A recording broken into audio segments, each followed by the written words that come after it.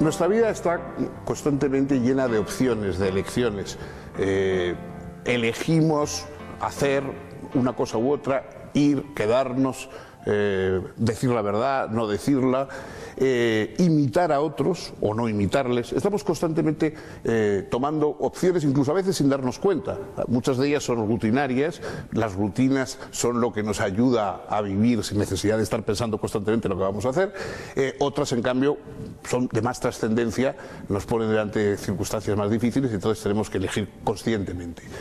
El conjunto de todas esas opciones, de esa necesidad de reflexionar sobre lo que elegimos, es lo que se llama ética. La ética no es un código de leyes, haz esto, no hagas lo otro, etcétera, sino es una reflexión que recoge experiencias del pasado y también del presente sobre qué es lo mejor para la vida, cómo se puede vivir mejor, cómo se puede vivir de una manera deliberadamente mejor.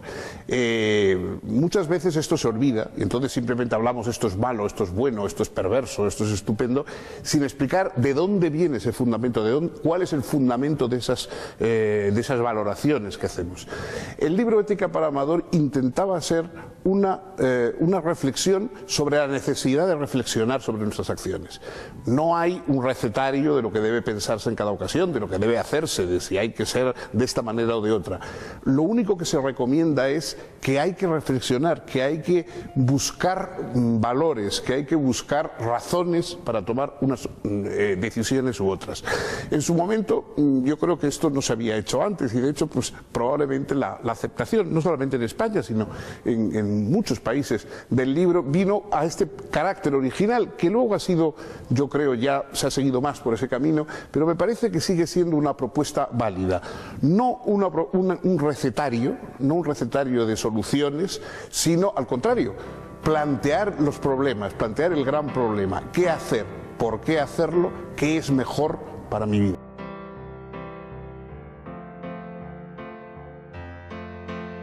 La base de la reflexión ética es la capacidad que tenemos de ponernos en el lugar de otros.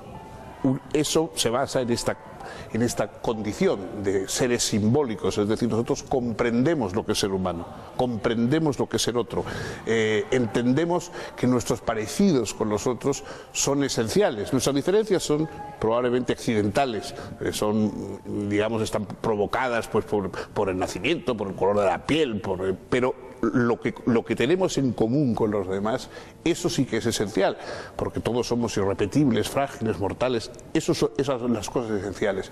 Entonces, la ética consiste en decir, bueno, cuando vayas a hacer algo, piensa que el otro es otro tú, es como tú, está de alguna manera padeciendo y viviendo y gozando con cosas muy similares a las tuyas.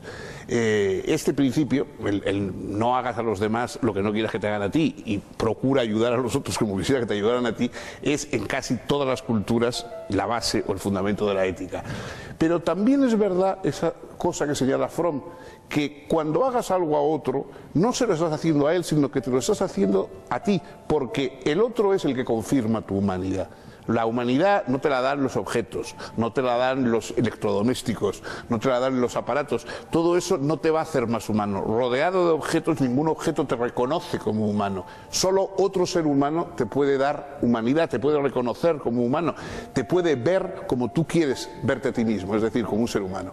Por lo tanto, lo que estás haciendo a los demás, si lo haces en contra de su humanidad, estás perjudicando la tuya. Cada vez que destruyes o aniquilas la humanidad de un ser humano, estás disminuyendo la tuya, porque la tuya depende de eso que el otro, con su mirada, con su sonrisa, con su complicidad, te está dando.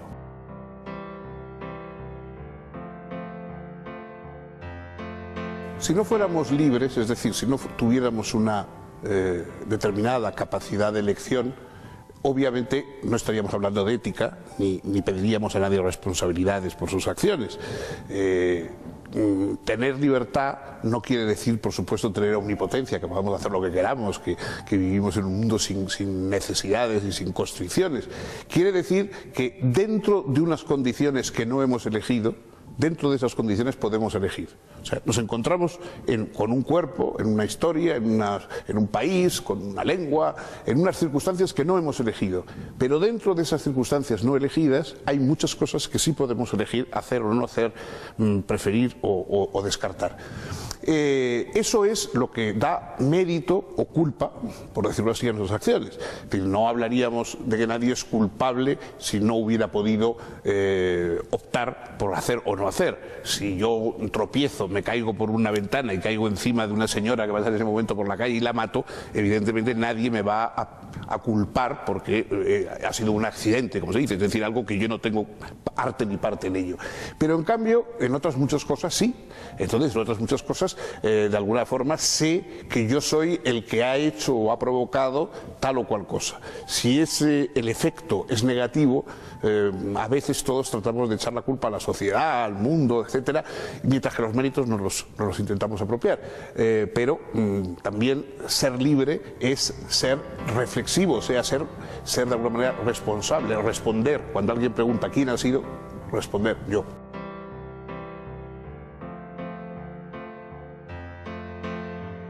La ética y la política coinciden en su objetivo, es decir, una vida mejor, que los hombres logren desarrollar lo mejor de sí mismos de la única manera que pueden lograrlo, que es viviendo en sociedad. Lo que pasa es que la ética es aquello que depende de cada uno de nosotros. Para ser éticos o para desarrollar nuestra reflexión sobre nuestra libertad no necesitamos a nadie, aunque todos los demás nos lleven la contraria, aunque se vuelva contra nosotros la sociedad o reine un régimen tiránico, uno puede tener opciones adecuadas, uno puede elegir la verdad, el coraje, la valentía o lo que ustedes quieran. Es decir, la ética está siempre en mi mano. Yo no puedo decir voy a ser moral pero a partir de febrero del año que viene. No, eso no tendría sentido porque sabemos que si hemos optado por la moral, o sea, por la ética, por lo que nos conviene, tenemos que ponerlo en práctica de inmediato. En cambio, la política es algo que necesita la complicidad de los demás. La mejor idea política, si se impone por la fuerza, se convierte en mala. La política admite aplazamiento. No tiene ninguna contradicción el decir voy a fundar un partido político o un sindicato en febrero del año que viene. Todos sabemos que efectivamente, como necesito concitar apoyos, complicidades de otros, ese aplazamiento es perfectamente razonable. La política la negociamos entre todos. La ética, cada uno la decide en la intimidad de su intención y de su voluntad. Finalmente podemos desear que coincidan, es decir, que lo que decidamos entre todos se parezca a aquello que éticamente es mejor para cada uno, pero sabemos que no siempre funciona así.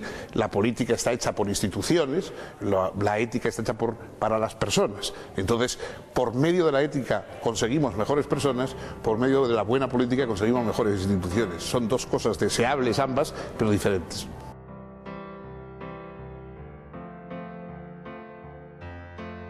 Hay palabras que de tanto utilizarlas pierden su sentido o adoptan tantos sentidos que es imposible entenderse con ellas. La palabra política probablemente es una de estas palabras. Es una palabra maldita, es una palabra que a veces suena como algo malo, eso lo hará por política, yo no me meto en política, etcétera. Bueno, el librito Política para Amador es un intento de explicar en qué consiste la política y por qué es imprescindible hacer política en una democracia. En una democracia todos somos políticos, no solamente las personas a las que hemos elegido transitoriamente para ocupar los puestos de mando, sino que esas personas que mandan son nuestros mandados, aquellos a los que nosotros les hemos mandado mandar. Y por lo tanto, políticos somos todos. ¿En qué consiste la política? ¿Cuál ha sido su evolución? ¿Cuáles son sus temas fundamentales? ¿En qué manera está ligada a la libertad, a la igualdad, a los valores que nos interesan? Eso es esbozado de una manera sencilla y proponiendo luego lecturas para profundizar más allá, lo que intenté con este libro, que me parece que es importante que los jóvenes tengan esta fundamentación, este conocimiento de esta materia tan controvertida.